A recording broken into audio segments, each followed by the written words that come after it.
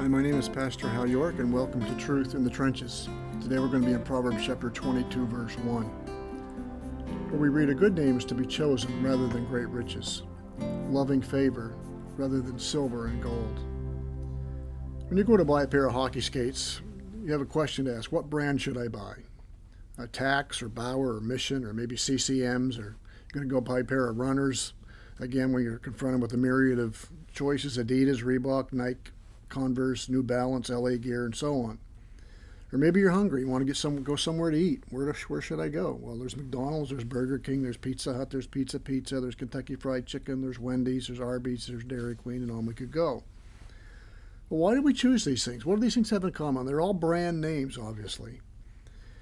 They're names that are familiar to all of us because these companies spend millions of dollars a year getting their names in our faces and making sure their names get associated with good things.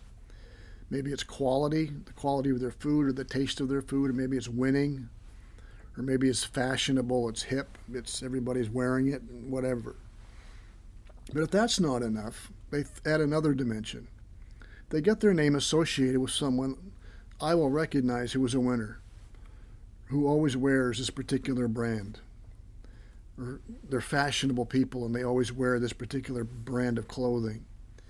Wayne Gretzky, Sidney Crosby, just as an example.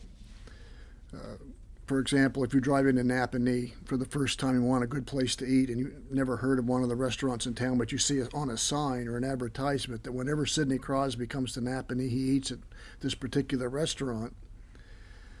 Well, I would probably go there not because of their name and reputation, but because of Sidney Crosby's name and reputation. And that happens all the time.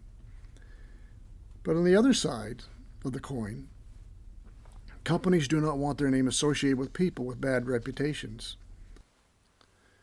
That's why when athletes get caught for using performance-enhancing drugs or cheating or some other scandal, it's not just a medal that was taken away or they're not allowed to compete, but millions of dollars in endorsement money just went flying out the window.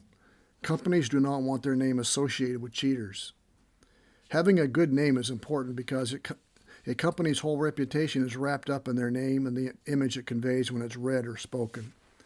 And that's not only true for companies, it's also true for us. We all have names. What do people think of when your name is spoken? Maybe at school, or maybe in the office coffee room. Your teachers.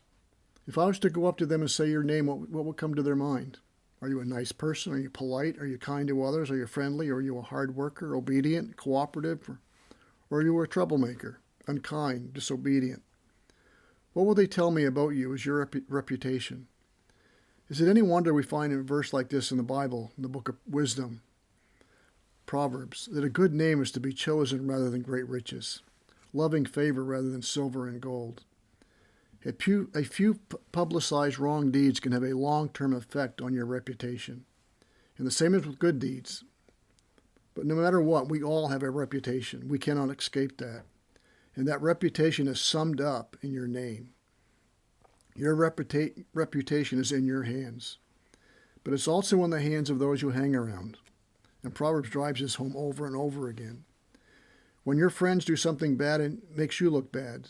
And vice versa, when you do something bad, it makes them look bad. That's why Proverbs tells us to choose our friends carefully. How you talk, how you act, your attitudes, how you dress, who you hang around with.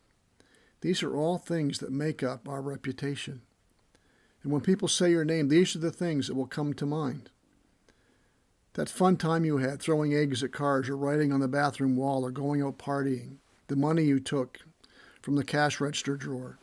It may have been fun, but it may have given you a reputation you will be stuck with for years to come. One foolish decision can ruin your reputation, and it may take it years to get it back. A good name is what we always want to choose. What will this choice do to my reputation? What will this choice cause people to think about me?